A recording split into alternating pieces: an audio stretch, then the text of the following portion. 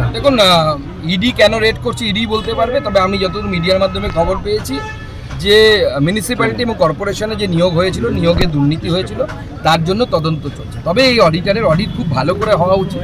তার কারণ আমি যখন কলকাতায় আসি সবাই সুজিত বসু সম্পর্কে বলেছিলেন, সুজিতবাবু একসময় ওই দমদম রেল স্টেশনের বাইরে ঠেলা লাগিয়ে এগরোল বিক্রি করতেন। খুব ভালো কথা, এগরোল বিক্রি করতে করতে আপনি প্রধানমন্ত্রীও হতে পারেন, মুখ্যমন্ত্রীও হতে পারেন, কোনো আপত্তির কিছু নেই।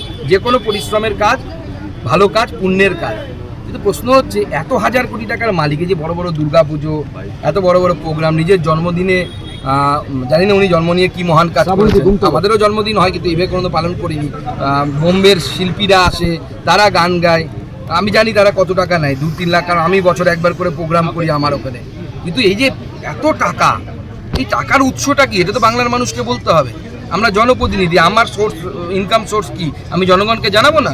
আমি মন্ত্রী হিসেবে প্রতি বছর আমাদের সম্পত্তির হিসেব ওয়েবসাইটে দিতে হয়। আমরা প্রধানমন্ত্রীর দপ্তরে পাঠাই, প্রধানমন্ত্রীর দপ্তরে ওয়েবসাইট আছে, আপনি ওয়েবসাইটে গিয়ে দেখতে পারেন সুকান্ত মজুমদারের স্ত্রীর নামে কত সম্পত্তি আছে, এবং তার হিসেব দিতে হয়, স্বাভাবিক। তো সেই অডিটারের রোজ আটকালে পরে তো ব্যাপারটা ঠিক থাকবে না, সেটাও তো রাজ্য সরকারের মাথায় আছে। আর দ্বিতীয় হচ্ছে বন্যার মতো পরিস্থিতি, আমরা হাজরাতে গেছিলাম, মনে আছে গতবার আপনার, সেখান থেকে আমাকে তুলে নিয়ে গেছিল, আমরা এরকমই পয়সা নিতে গেছিলাম যারা দাঙ্গা বিধ্বস্ত। দাঙ্গাটা হচ্ছে বলা যাবে না, মুসলমানরা হিন্দুদেরকে মেরেছে এটা বলা যাবে না। কিন্তু এই ত্রাণের কাজ করতে গিয়ে তো খগেন মুর্মু এবং শঙ্কর ঘোষ তারা শিকার হলে বলে আপনারাই দাবি করছেন। হ্যাঁ, ত্রাণের কাজ করতে গিয়ে হয়েছে, কারা করেছে খোঁজনি, ওই যারা দাঙ্গা করে মালদাতে তারাই কি ওখানে মেরেছে আমাদের খগেন। আমি একটাই বলবো যে মুখ্যমন্ত্রী যে পদ্ধতিতে এগোচ্ছেন, এই পদ্ধতিটা সঠিক নয়। উনি খোখো খেলার পদ্ধতিতে এগোচ্ছেন। যখনই কিছু হচ্ছে উনি খোখো দিয়ে দিচ্ছেন কাউকে, হয় 34 বছরের বামফ্রন্ট সরকারকে খোখো দিচ্ছেন, খোও দিচ্ছেন, কখনো বা কেন্দ্র সরকারকে খো দিচ্ছেন। তো বামফ্রন্টের আমলেও এই একই কথা শুনতাম, বৃষ্টি হয় না কেন, কেন্দ্র মেঘ পাঠায়নি। এটা শুনে আমরা অভ্যস্ত হয়েছি।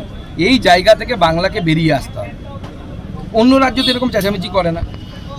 আজকে এসআইআর নিয়ে মাননীয় মুখ্যমন্ত্রী যেভাবে চিৎকার চেঁচামেচি করছে, মির্জাফর বলছে, ধ্যান করেগা ত্যান করেগা বলছে, আমার প্রশ্ন একটাই, হ্যাঁ, মুখ্য নির্বাচন আধিকারিককে দুর্নীতিগ্রস্ত বলছে, ভাবা যায়, এবং ওনার প্যানেল থেকেই হয়, নিয়ম হচ্ছে তাই। রাজ্যের যিনি মুখ্য নির্বাচন আধিকারিক হবেন তার মুখ্যমন্ত্রীর পাঠানো 3টে নামের মধ্যে থেকে একটি সিলেক্টেড হয়। মুখ্যমন্ত্রী এটা তৈরি বলে প্রেশার তৈরি করার চেষ্টা করছে যাতে নির্বাচন কমিশন ঠিকমতো কাজ না করে।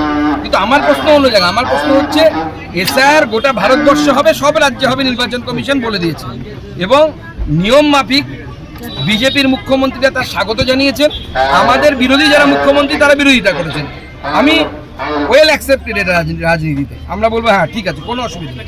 কিন্তু কংগ্রেসেরও কোনো মুখ্যমন্ত্রী মমতা বন্দ্যোপাধ্যায়ের মতো বিরোধিতা করেনি। কংগ্রেস তো আমাদের গোটা ভারতবর্ষে তো কংগ্রেস আমাদের মূল বিরোধী। কিন্তু আমার প্রশ্ন হচ্ছে মমতা বন্দ্যোপাধ্যায়ের এসআইআর এত বিরোধিতা কেন? ভেতরে কি অন্য কোনো গল্প আছে? সেই গল্পটা তো এসআইআর হলে ধরা পড়বে। দেখা যাক না কতজন 2002-এ ভোটার লিস্টে নাম ছিল বা ছিল না, আর এখন কতজনের নাম ভোটার লিস্টে আছে, তাহলেই তো দুধ কা দুধ পানি কা পানি। বাংলা খবর, আপনার রাজনীতি, আপনার আওয়াজ।